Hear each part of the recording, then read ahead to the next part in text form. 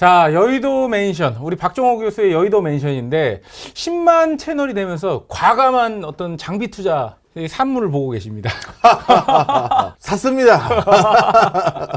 그런데 경비 절감 차원에서 이게 그 유명한 삼텐바이미? 예, 3텐 바이미죠. 뭐 LG 스탠바이미를 사려고 했는데 세상에 100만 원쯤 하더라고요. 그래서 이거는 과욕이다. 우리가 100만 유튜버도 아닌데 100만 원짜리 살 그렇죠. 수는 없다라는 PD님들의 진언에 따라서 짝퉁을 하나 샀습니다. 원래 이제 10만 채널이 됐기 때문에 10만 원짜리를 샀었어야 되는데 저희가 그래도 그래서 진짜 명성 PD는 당근을 연락 뒤졌어. 10만 원짜리가 있나? 네, 어렵게 이어가고 있습니다. 브라운관 TV 하나 발견했다고 하더라고. 자, 형님. 오늘 이제 무슨 얘기를 할 거냐면 자, 이거 우리 구독자 여러분들 뿐만 아니라 구독 아직까지 하고 계시진 않지만 우리 유튜브를 시청하는 많은 분들이 진짜 궁금해하는 부분이 부동산이에요. 근데 부동산인데 부동산 중에서도 인구 감소하고 부동산 가격의 상관관계에 대해서 댓글이 달린 적 있잖아요. 그래. 예. 맞습니다. 오늘은 바로 그것 때문에 준비했죠. 한 분께서 뭐 우리 또 괜히 뭐 누구 이름 얘기할 필요는 없으니까 뭐 아이디긴 하지만 한 분께서 정중히 2차례에 걸쳐서 박정호 교수 네 의견이 궁금하다. 인구가 분명 감소되는 거 이게 중요한 요소인 것 같은데 도대체 이게 부동산 시장에는 어떤 영향을 미칠 거라고 생각하는지 당신 의견도 듣고 싶다. 이렇게 말씀을 주셨어요. 댓글 달아주신 분께서 우리 여의도 맨션을 장복하신 분은 아닌 것 같아. 내가 곳곳에 그런 그 얘기를 넣었는데 또 생각해보니까 또 딱 그 주제를 가지고 내가 정리를 딱 해서 꼭꼭 씹어서 넣어드린 건 아닌 것 같아서 그래서 그 댓글에 대한 답변과 함께 오늘 이렇게 준비를 해봤습니다. 네. 그래서 오늘은 준비를 어떻게 했느냐. 저도 어떤 판단을 내릴 때 많은 선행 연구 결과 그리고 저도 제 스스로 통계도 돌려보고 할 거 아니겠습니까? 그렇죠. 그래서 저도 인구 감소가 우리나라 부동산 시장에 영향을 미치는 요소가 어떻게 될지 다른 연구자들, 다른 연구소들 어떤 의견들이 있는지 궁금해서 예전에 뭐 조사를 상당히 많이 했어요. 그래서 그때 연구했던 그리고 참고했던 그 결과들을 중심으로 일단 박정호의 목소리만 오늘 듣는 것이 아니라 우리나라를 대표하는 연구원의 의견들을 같이 보실 수 있는 진짜 전대미문의 기회다. 오늘 뭐 10만 특집이다. 이렇게 해도 과언이 아니다. 이렇게 봅니다. 굉장히 알차고 중요한 얘기들을 많이 해주실 것 같아요. 그렇지. 근데 이제 우리가 이렇게 그 거대한 프로젝트를 준비했는데 우리의 실수가 있었어. 우리는 이걸로 하면 화면에 잘 나오는 줄 알았는데 화면에 안 나와. 이게 그러니까 더 과감한 이 장비 그러니까 그 250만 원짜리 큰 그 전자칠판을 샀어야 되는데 하여튼 오늘 그래서 본 게임 이제 들어가도록 하겠습니다. 네. 자, 먼저 이걸 기억하셔야 되는데요. 한 개인 연구자들의 의견들, 저 그것도 다 존중하고요. 각각 다른 사람들의 견해 엄청 중요시 여깁니다. 특히 투자를 하거나 뭐 판단을 할 때 내 의견과 다른 사람들의 의견을 10배 이상 들어야 균형이 생겨요. 그래야 큰 낭패를 안 봅니다. 그러다 보니까 저랑 견해를 달리하는 형들하고 제가 제일 친해요. 아마 우리 유튜브 많이 보시는 분들은 제가 자주 어울려 다니시는 분들이 어떤 의견 조가 많으신지 금방 아실 텐데 그래서 그 형들한테도 많이 배우거든. 자, 그런데 이런 개개인의 의견도 중요하지만 그런 개개인의 의견들을 필터링하는 뷰가 있어. 이걸 하우스 뷰라고 합니다. 하우스 뷰. 예를 들어서 연구원 개인의 의견이 아니라 그 연구원에서 발간을 할 땐 중간에 그 연구한 사람들의 그 내용을 검증하는 단계가 있어요. 그러니까 이거 이렇게 우리 연구소 이름으로 발표해도 되는 거야? 그거를 1차, 2차, 3차에 걸쳐서 그 내부에서 여러 레퍼리 돌린다고 하는데 돌려가지고 이 정도 정확도 있게 이 정도 나름대로 공식력 갖춰서 만든 거면 이제 발표해도 돼 하는 그 프로세스가 있는데 그렇게 해서 발표한 것들은 그 하우스의 뷰다라고 해도 과언이 아니에요. 물론 그래도 많은 연구원들이 책임지기 싫으니까 그 밑에 코트를 합니다. 본 의견은 연구원과는 전혀 관계가 없으며 연구자 개인의 의견임을 밝혀드립니다 라고 하지만 그런 게 그래도 그 밑에 연구원 이름을 붙여서 나가려면 방금 말씀드렸던 연구원의 원장님을 비롯해서 주요 그 관계자들 그리고 외부의 레퍼리 다 돌려서 검증을 다 한다. 그러니까 하우스 뷰가 담겨져 있다라고 봐도 됩니다. 그래서 그래서 오늘은 2010년 이후 우리나라를 대표하는 연구원에서 하우스 뷰의 필터링을 통과한 인구 감소와 부동산과 관련된 보고서들을 전부 리뷰를 해드릴 거예요. 그리고 마지막에 제 의견을 드릴 겁니다. 자, 대충 감 맞죠? 네. 자, 그럼 첫 번째 이 그래프에 대한 보고서는 어디서 한 거냐? 제 전 직장이었던 KDI. KDI 한국개발연구원. 예. 이 보고서는 KDI 내부 연구원뿐만 아니라 한양대 교수들이 많이 외부 연구진으로 참여를 했었고, KDI는 원래 챕터마다 연구자가 다른 경우가 많은데 그런 분들이 다 참여해서 만든 보고서입니다. 네, 전문성을 기하기 위해서 그런 그렇죠. 거잖아요. 정확한 보고서명은 인구 고령화와 주택 시장 이렇게 되어 있어요. 자, 그러면 이 보고서 이 두꺼운 걸 다 해드릴 수도 없고, 그리고 뭐 오늘 뭐 경제학 뭐 그 강의도 아니니까 복잡한 거 다 빼고 결론적으로 여기서 뭐라고 언급했느냐, 제가 몇 가지 문구를 코트해서 그냥 그대로 읽어드리려고 가져왔어요. 결론 부분에 나와 있거나 중요 문구에. 이러한 연구 결과에 따르면 우리나라의 인구 고령화 효과는 총 인구가 감소하는 시기인 2030년경을 전후로 매우 다른 양상을 보일 것으로 전망된다라는 문구가 하나 있고요. 그 다음에 주택 수요 및 주택 가격 양 측면 모두에서 본 연구에서는 유사한 결과가 관찰됐는데, 주택가격 분석에서는 2010년부터 2030년 기간 중 우리나라의 역부양비 하락으로, 여기서 역부양비라고 하면 뭐냐 하면 쉽게 말해서 우리나라에서 노인들을 부양하는 나이는 15세부터 64세 인구입니다. 이 사람들을 어떻게 하느냐, 이 사람을 분모에 놓고 그 외의 연령들, 그러니까 영유아라든가 어린 사람들, 그거보다 나이가 더 많은 사람들, 그걸 분자로 놓는 거야. 그럼 이렇게 나누면 어떻게 되느냐, 열심히 부양할 수 있는 한 사람이 몇 명을 먹여 살리느냐, 이 숫자가 나오는 거거든. 역부양비면 그걸 어떻게 했다? 뒤집은 거다. 이렇게 보시면 됩니다. 자, 그래서 이 역부양 비율을 바탕으로 조사를 해봤더니만 2010년부터 2030년 기간 중 우리나라의 역부양비 하락하여, 역부양비가 하락한다는 건 점점 부양해야 될 사람이 늘어난다는 거야.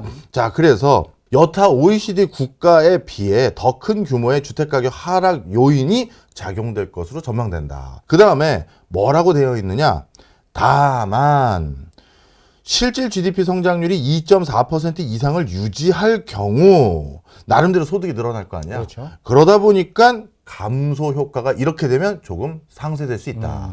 자, 그러니 소득이 2.4% 경제 성장률이라고 하면 지금도 사실 1%대 떨어졌으니까 그렇죠. 이건 쉽지 않아 보인다고 하면 인구 감소로 KDI의 하우스 뷰는 주택가격 하락합니다. 이렇게 얘기가 되어 있고, 자, 그 다음에 맨 마지막에 또 뭐라고 이 하우스 뷰에선 예상이 되어 있냐 하면 정확한 수치도 언급이 되어 있어요.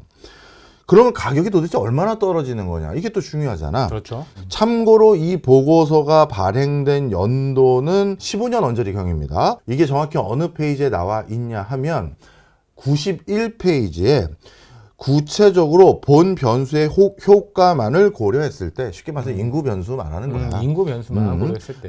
그리고 부양비 이런 변수를 고려했을 때 우리나라 주택 가격은 향후 10년간, 그러니까 2015년 기준으로 25년까지 11% 정도 떨어질 것이고, 그 다음에 20년 정도 지나면 25% 정도 하락할 것이다라는 게 KDI의 하우스 뷰입니다.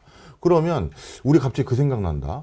조 PD 예전에 성수동에 집 살 뻔했었잖아. 2015년이었어요. 5억 9천만 원에 사라고 그랬어요. 그러니까 그 당시 5억 얼마였던 게 알아봤던 시점이 얼마? 20억 얼마였다는 거. 최고조에 올랐었던 뭐 21년 21년, 20년. 네, 그때 20억 가까이 올라간 거죠. 호가 기준이긴 호가 하지만. 기준. 자, 그러면 이 보고서에 따르면 올해가 2024년도네. 네, 내년이에요? 내년이네. 2025년이면 2015년에 비해서 11% 떨어진 거니까 얼마에 살 수 있는 거야, 다시? 그럼 뭐 5억 4천?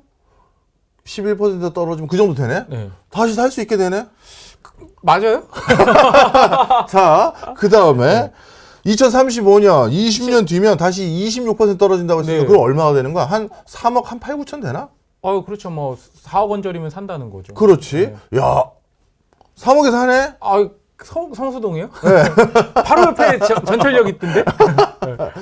자, 일단 이 보고서 내용은 그렇고요. 네. 이 보고서가 잘못됐다는 게 아니에요. 그 이따 설명을 드릴 거고요. 이 얘기는 뭐냐면 담임 선생님이 이렇게 얘기하는 거야. 자, 오늘 기말고사 시험 성적표 나왔는데 우리 3학년 2반이 다른 반보다 반평균이 떨어졌어. 이 얘기를 한 거야. 그러면 반평균이 11% 떨어졌어. 그럼 조 PD 성적은 올랐어, 떨어졌어? 알 수 없죠. 알 수 없어. 알 수 없죠. 그리고 나는 알 알 수 수 없는 없어요. 거야. 자, 무슨 얘기냐? 전체의 평균치를 얘기하는 거예요. 보고서에서. 이게 굉장히 중요한 힌트입니다. 그렇죠. 그러니까 땅끝 마을부터 울릉도부터 저 군에 있는 읍면 리 포함해서 DMZ 앞에까지. DMZ 앞에까지 맞아. 네. DMZ 앞에까지 전부 다 포함해서 평균적으로 얼마가 떨어지냐면 11%가 내년까지 2015년 기준으로 떨어지는 것이고 20년까지 앞으로 그러니까 35년. 35년 네. 그때까지는 25% 하락이 된다라는 거예요. 근데 이것도 내가 디펜스를 조금 해주긴 했지만 내년까지 전국 국토나 지가가 11% 떨어진 거는 좀 약간 네, 걱정은 돼. 그렇죠. 자, 하여튼 연구 결과가 인구만 가지고는 그런 요인이 있었다라고 얘기를 하고 있어요. 그렇죠. 자, 그다음 하나만 더 할게요. 그 다음에 이제 국토만 전문적으로 연구하는 곳이 있어. 국토연구원이라고. 국토연구원 있죠. 우리 KDI에서 아마 버스로 한정거장 가면 있는데 난 주로 걸어서 왔다 갔다 했어. 네. 거기도 워낙 지인들이 많고 지금은 이제 나도 이제 대학으로 이직하고 나서 아는 그 선배 그 옛날 국책연구원 선배님들하고 조그만 이제 연구원을 하나 차렸는데 거기 상당 부분이 국토연구원 출신입니다. 저희가 이제 도시개발하고 이런 연구 많이 하거든요. 그렇죠. 자, 그런데 국토연구원에서는 2019년에 어떤 보고서를 발표했냐면 미래 부동산 트렌드와 정책 과제라는 또 하우스 뷰로 필터링된 보고서가 발간됐는데 여기에 그런 미래 트렌드라는 건 몇 년을 기준으로 이 트렌드를 조망한 거냐? 2035년쯤 되었을 때 앞으로 그때 한 10년 정도 후. 그때 우리나라 부동산은 어떻게 됐을지 이제 그걸 보는 건데 이 보고서는 아까 KDI는 굉장히 정교하게 인구에 대한 각종 시나리오와 외국 사례들을 바탕으로 얘기를 한 거고 여기는 인구 말고 다른 걸 넣어봤어. 그래서 뭐뭘 넣냐면 인구 가구 구조 변화에다가 저성장 양극화 심화, 금융기술의 발달, 가계부채의 증가, 4차 산업혁명과 인공지능 기술의 발달, 기후변화와 환경오염, 지방분권과 행정체계 변화, 학령인구 감소와 학군 수요 변화. 그러니까 실질적으로 주택 수요에 영향을 미칠 수 있는 모든 요소들을 다 넣고 이거를 전부 다 넣고 분석할 수 있는 통계적 기법은 사실 없어. 그러면 할 수 있는 방법은 뭐냐? 설문이야. 이런 요소를 다 반영해서 그 분야의 전문가들에게 자, 이런 거 다 고려해 주세요. 그래서 소와 어떻게 될 것 같아요? 이거 물어보는 거거든. 그런 기법을 바탕으로 물어봤더니 결론은 뭐냐? 향후 2035년까지 주택 가격의 상승도는 1% 내외의 안정세를 보일 것으로 전망된다. 여기는 KDI와 달리 똑같이 2035년을 기점으로 해서 보고서를 작성한 건데 2019년도까지를 기준으로 했잖아. 2019년도에 이 보고서를 작성한 거잖아. 그렇죠. 그런데 35년까지 그냥 평균으로 잡았을 때 연평균 1% 내외의 안정적인 상승으로 전망할 것이다. 이렇게 보고 있어. 단 이 보고서의 차이는 뭐다? 인구 감소만 보는 게 아니라 훨씬 더 다른 다양한, 것들. 그렇지. 변수를 넣은 거지. 그랬더니만 감소만을 얘기한 건 아니고 약간 상승으로 뷰가 바뀐 거지. 그런데 이 안에서도 이 보고서 안에서도 인구 감소에 대해서만도 언급이 되어 있을 거 아니야. 각각의 요소에 대해서 다 설명했을 테니까. 그렇죠. 뭐라고 되어 있냐면 인구 가구 구조 변화로 신규 주택 수요는 점차 감소한다. 써 있어. 신규 주택 수요는 감소한다. 여기서도 학자들의 말들을 잘 기억해 주셔야 돼. 저희가 뭐 빠져나갈 구멍을 만들려고 하는 게 아니라 그게 정확한 워딩이기 때문인데 신규 주택 수요가 감소한다라는 것이 집값이 꼭 떨어진다는 걸 의미하는 건 아닐 수도 있어요. 자, 신규 주택 수요가 감소하면서 또 뭐라고 했냐면 주택 준공 물량도 감소할 거다. 아, 그러면 집값은 어떻게 될 수가 있는 거야? 모르는 거지. 모르죠. 그래서 이쪽은 인구 감소로 인한 효과는 수요 감소 분명한데 준공 물량도 감소한다라는 걸 꼭 주목해야 된다라고 뷰를 만들고 있어요. 자, 이 두 하우스 뷰. 일단 우리나라에서 대표적으로 국책연구원, 그러니까 국가에서 의무를 부여해서 기능을 담당하고 있는 국책연구원 두 곳의 하우스 뷰가 이렇게 되는데, 첫 번째 KDI 보고서에서는 외국의 사례들도 많이 봐줬어.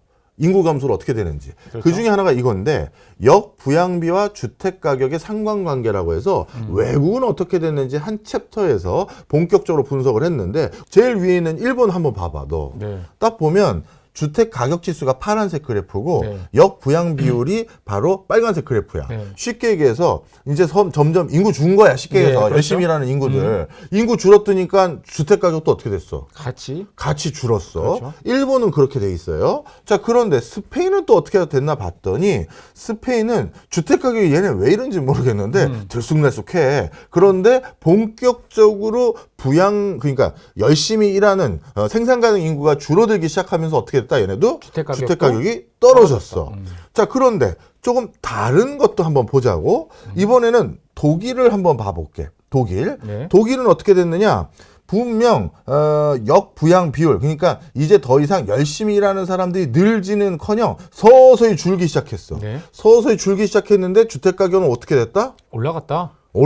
또는 떨어지기도 했고 네. 다시 올라가기도 했고, 그 다음에 요거 영국이구나. 열심히 일하는 사람들이 왔다 갔다 했는데 여기는 오히려 계속 올라갔다가 최근 주춤됐었지. 이 보고서는 2015년도에 작성됐기 때문에 그때까지 흐름을 얘기하고 있는 거예요. 자, 그래서 해외의 경우에는 뭐라고 전망을 해놨냐 하면, 인구 감소와 부동산 시세에 대해서 일관된 어떤 트렌드가 확인되지는 않았다. 요렇게 언급이 되어 있어요. 자, 그래서 오늘은 대표적으로 KDI하고 그 다음에 국토연구원에서 뷰를 했던 거를 전망을 해드려요. 자, 정리하면 KDI 보고서에서는 뭐라고 되어 있냐면 2025년까지는 향후 10년간 11% 감소할 거라고 그 당시에 전망을 했었고요. 그 다음에 2035년까지에는 향후 20년 동안 26% 감소할 것이라고 전망을 했다. 이렇게 보시면 됩니다. 단 이 보고서는 인구 감소만을 바탕으로 하면 그런 효과가 분명히 있어야만 한다. 그런데 국토연구원에서는 인구 감소 말고 다른 변화까지 좀 추가적으로 확인을 해서 다 넣어서 뭐 저성장 양극화, 금융 발달, 인공지능의 발달, 기후 변화, 지방 분권, 학력 인구 감소까지를 다 전망해서 2035년까지를 전망했더니 주택 가격 상승도는 1% 내외의 안정세를 보일 건 분명해 보인다라고 했고, 그 보고서의 인구 구조만 전망한 것은 인구 가구 구조 변화로 신규 주택 수요는 감소하는데 주택 공급 물량도 감소한다라고 해서 그렇게 되면 가격은 어떻게 되는 거지? 라는 거에 대해서는 여기선 결론은 내놓지 않았다. 이렇게 보시면 됩니다. 그럼 다음 시간에는 제가 어디를 해드릴까요? 이제는 한국은행의 보고서하고 우리나라에서 실질적으로 대안을 실행하는 곳이 LH공사야. 네. 이 LH공사도 실질적으로 어디 아파트 몇 채를 어떻게 지어야 되고 토지를 어떻게 조성해야 되는지, 그걸 하기 위해서 토지주택연구원이라는 걸 산하에 두고 있어요. 네. 거기에서 어떻게 전망하고 있는지와 우리나라 부동산 학회에서 가장 최근에 발표됐던 개인들 연구 결과까지 해서 2부에서 다시 돌아오겠습니다.